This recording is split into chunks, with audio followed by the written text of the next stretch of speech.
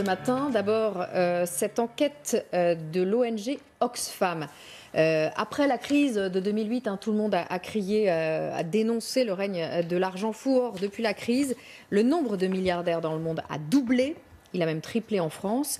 Et en 2018, les 26 plus riches d'entre eux ont autant d'argent que la moitié la plus pauvre de l'humanité. C'est suicidaire ? C'est un constat sans appel. Voilà, c'est comme la lettre d'Edgar Poe, on l'a sous le nez, on ne la voit pas. Donc on peut le répéter. C'est une étude systématique que fait Oxfam à l'occasion notamment du Forum économique de Davos qui réunit les plus grandes richesses de la planète. On se souvient des grands discours des uns et des autres, des différents gouvernements. Je me souviens notamment de Nicolas Sarkozy après la crise financière que vous évoquiez. Il y avait presque de l'anticapitalisme dans la voie. On allait trucider la spéculation financière. Je me souviens qu'il a même promis qu'il allait éradiquer les paradis fiscaux. Et puis on a ce constat-là, c'est qu'il dépasse le seul bilan de Nicolas Sarkozy, bien entendu, puisqu'on a les mêmes politiques qui sont menées malheureusement globalement à l'échelle universelle. C'est 26 personnes. Et c'est aussi un clin d'œil, là, pour le coup, au discours de François Hollande qui disait, vous savez, la finance n'a pas de visage.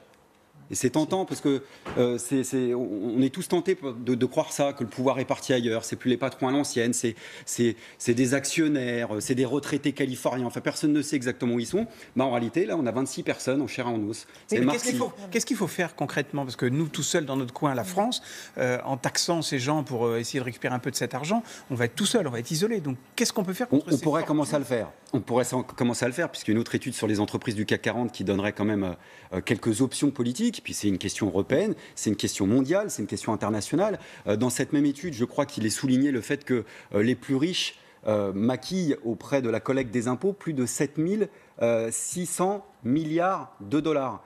Quand vous mettez ça en parallèle avec les 800 millions de personnes qui ne mangent pas leur faim sur la planète. Je me souviens qu'il y a un chiffre qui était sorti à l'époque. Je crois qu'il faut de mémoire 260 milliards de dollars pour éradiquer la famine dans le monde. 260 milliards, c'est-à-dire que la simple somme que maquillent les plus riches auprès des différents fiscs nationaux et internationaux, ça permettrait d'éradiquer la famine probablement 30 fois. C'est ça dont on parle. C'est pas simplement 26 personnes en chair et en os, pour reprendre la formule de Marx quand il parlait du prolétariat. Cette fois-ci, on pourrait le dire pour les plus riches. Ils ont des noms, des prénoms, ils sont identifiables. Elles et ils ont des visages, permettrait par exemple d'éradiquer la famine dans le monde. Donc là, ça prouve à quel point les choix anticapitalistes qu'on préconise, nous, on ne peut pas le faire qu'à l'échelle nationale, c'est aussi des choix qui se posent à l'échelle internationale. Monia ? Olivier Besancenot, pour reprendre une phrase de Jacqueline Moreau, on a envie de dire, mais ils font quoi du pognon, ces 26 milliardaires ? Parce qu'en fait, on court, là ces temps-ci, le grand débat, c'est vouloir taxer les GAFA, mais finalement, taxer les GAFA, c'est rien par rapport à ces 26 milliardaires. L'un n'empêche pas l'autre. L'un n'empêche pas l'autre. Il faut taxer les GAFA. Les GAFA, ce serait 500 millions d'euros si c'était taxé. Ouais. Et puis au-delà des collectes, je veux dire, il y a une question morale aussi. C'est savoir si oui ou non. Et là, ça renvoie à la séquence sociale et politique qu'on est en train de vivre en France avec celle des Gilets jaunes.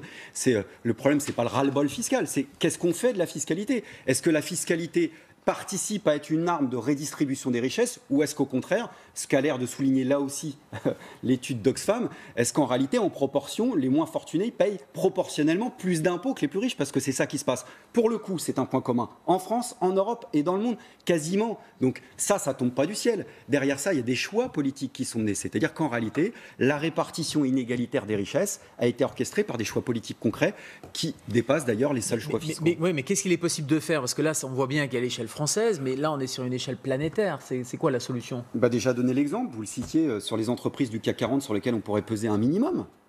Arrêtez de trembler devant elles, arrêtez de leur faire la danse du ventre, arrêtez de façon générale d'ailleurs de faire la danse du ventre à tous les patrons de la planète. Alors justement, ça nous amène à Versailles. Donc Emmanuel Macron, je parle des plus grands patrons en l'occurrence. Emmanuel Macron qui réunit donc 150 patrons français et étrangers à Versailles pour le sommet Choose France. Pas facile de les convaincre, ça va. Non, pas facile de les convaincre de choisir la France en ce moment, en pleine crise des Gilets jaunes. C'est les Gilets jaunes, ils sont responsables de ça aussi. Alors, c'est le manque d'attractivité de la France. Je vous écoute. Ça donne une image compliquée de la France à l'étranger. Oui. Quand on voit les chaînes américaines qui passent en boucle dans le monde des qu'en images France, de violence, c'est souvent le bordel, qu'il y a souvent des manifestations, des grèves et des grèves générales. C'est comme ça, moi j'en ai vu dans les rues de Paris des touristes qui disaient la France, c'est comme ça aussi que ça se passe chez nous, mais pas que chez nous d'ailleurs, parce qu'on ne va pas faire gaulois dans ce registre-là. C'est une question de résistance sociale, de mobilisation, mais qu'on ne nous fasse pas croire que c'est à cause de ces mobilisations sociales qu'il y aurait un problème d'attractivité. Et d'ailleurs, toutes les études d'attractivité économique qui sont menées sur la France depuis 10 ans, vous pouvez les prendre les unes derrière les autres, elles disent à peu près tout et leur contraire. c'est qu'en réalité, la France est tout à fait attractive pour ceux qui ont envie d'investir. Et puis le problème, pour tous ceux qui se posent le problème de comment on pourrait attirer de nouveaux capitaux, avec bien entendu la petite musique qui va derrière, c'est-à-dire attirer de nouvelles industries pour créer encore plus d'emplois, je dirais déjà, faisant en sorte que les industries ne partent pas. Au moment où je vous parle, il y a le Made in France, paraît-il, de la literie qui s'appelle Butex, dans l'Allier, il y a 82 salariés qui en ce moment occupent leur usine. Parce que l'usine est en train de fermer. Là aussi, ça passe par des choix politiques. Mais justement, Olivier Besancenot, vous parliez du gouvernement qui fait la danse du ventre aux grandes entreprises. Là, aujourd'hui, avec Choose France, Emmanuel Macron va intégrer dans son discours, en tout cas, il va inciter les grands patrons à investir dans ce qu'on appelle aujourd'hui la France périphérique, la France des Gilets jaunes. Donc il y a quand même une avancée aujourd'hui. Non, vous y croyez pas? Non, j'y crois pas. Pourquoi? Parce qu'un capitaliste normalement. Dany, Non, c'est pas une question de croyance, c'est une question de fait. C'est que un capitaliste normalement constitué, je vais vous dire quelque chose. Là, quand on parle du haut niveau, il investit là où il a envie d'investir, avec la seule garantie qu'il aura un bon retour sur investissement. Dany, que Macron lui fasse ou pas la danse du ventre, ça rentrera pas en application. C'est une question de savoir si oui ou non il pourra toucher de l'argent public. Petite parenthèse, Ford, qui est en train de laisser 900 personnes sur le carreau à Bordeaux actuellement, là où travaille Philippe Poutou, a touché 50 millions d'euros du contribuable. C'est-à-dire là aussi l'argent de nos impôts. c'est à Blanquefort, hein, c'est ça? À Blanquefort, absolument. Oui, moi là, je suis pas d'accord avec Olivier. Si ça peut influencer maintenant, on verra. Moi, j'arrête de faire des procès d'intention. Est-ce qu'ils vont investir dans le périurbain? Je n'en sais rien. Est-ce qu'il va réussir? Je n'en sais rien. S'ils le font, c'est bien. C'est vrai qu'un capitaliste investit là où il peut y avoir un retour, même si l'État investit, l'État doit investir quelque part où ça fonctionne pour que ça ne soit pas un trou financier. Donc, il ne fait pas la danse du ventre, il faut arrêter, il faut qu'il y ait des investissements. Je suis d'accord avec lui que le cas de Ford est un scandale et qu'il faut taper s'il y a de l'argent public. On n'a pas le droit, ils n'ont pas le droit de faire comme ça. Mais ça serait bien si Ford continuait à investir, par exemple, en Gironde, ça serait bien.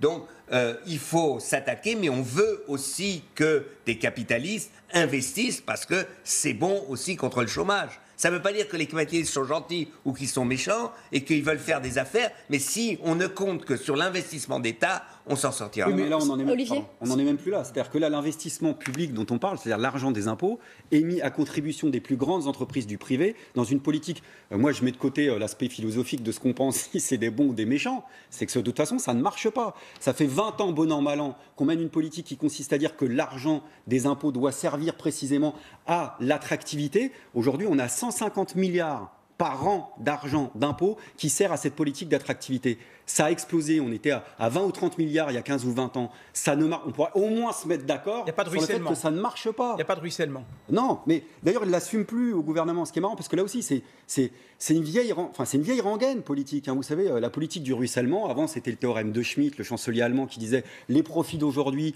seront les investissements de demain et donc les emplois d'après-demain ». En réalité, ça fait 40 ans que cette politique, elle a démontré dans les faits, au-delà de ce qu'on pense. Non, c'est pas ce que ça représente, c'est que ça ne marche pas. C'est pas tout à fait vrai. Là encore, il y a des endroits où ça marche pas, il y a des endroits où ça marche. Il y a eu des investissements. Il y a des pays comme l'Allemagne qui ont aidé des investissements où il y a eu vraiment des retombées et même une absorption du chômage avec une inégalité qui continue à exister. Je ne le nie pas. Hein, pauvreté. Non, une pauvreté par rapport au salaire médian qui existe en Allemagne. Hein.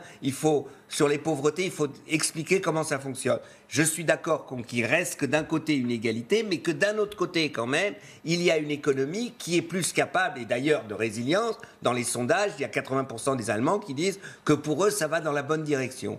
Je ne dis pas qu'il n'y a pas de pauvreté, je dis simplement, aujourd'hui, il faut, dans certains domaines, qu'il y ait une aide à l'investissement pour pouvoir continuer. Qu'il y ait eu des erreurs, que les capitalistes, qu'il y a eu, par exemple, Ford et surtout l'industrie automobile en a profité d'un coup, je suis d'accord, il faut faire la part des choses. On se retrouve dans 2 minutes. Allez, restez avec nous, on revient tout de suite.